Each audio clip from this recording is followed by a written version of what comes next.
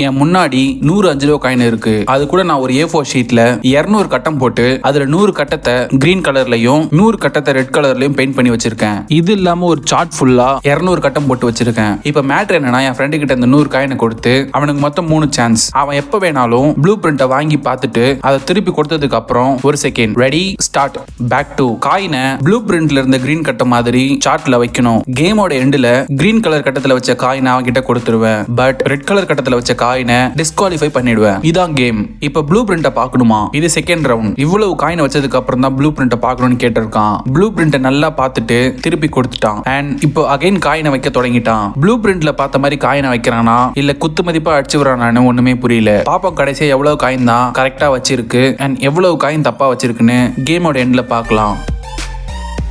இப்ப ப்ளூ பிரிண்ட்டை பார்க்கணும்னு கேட்டிருக்கான். இது தேர்ட் அண்ட் ஃபைனல் சான்ஸ். இவ்வளவு காயின் வச்சதுக்கு அப்புறம் தான் ப்ளூ பிரிண்ட்டை பார்க்கணும்னு கேட்டிருக்கான். இதான் ஃபைனல் ரவுண்ட். Ready start. இந்த ரவுண்டோட ப்ளூ பிரிண்ட் ஞாபகம் இருக்கோ இல்லையோ, பேலன்ஸ் இருக்க எல்லா காயினையும் கட்டத்துல வச்சே ஆகணும். ஃபர்ஸ்ட் ரவுண்ட்ல ஏதோ பரவாயில்ல, ஃபைனல் ரவுண்ட்ல காயினை மோட மத்திய வச்சிட்டு இருக்கான். இந்த கேமை பொறுத்த வரைக்கும் எவ்வளவுதான் ஞாபக சக்தி இருந்து காயினை வச்சாலும் மறந்து போயிடும். அண்ட் முழுக்க முழுக்க லக்க பேஸ் பண்ணி நடக்கிற கேம். நான் ப்ளூ பிரிண்ட்டை மினிமம் 20 செகண்ட் வரைக்கும் பார்க்க வச்சுதான் திரும்ப வாங்குறேன். வீடியோல ப்ளூ பிரிண்ட்டை கொடுத்து வாங்குற மாதிரி தான் விஷுவல் வரும்.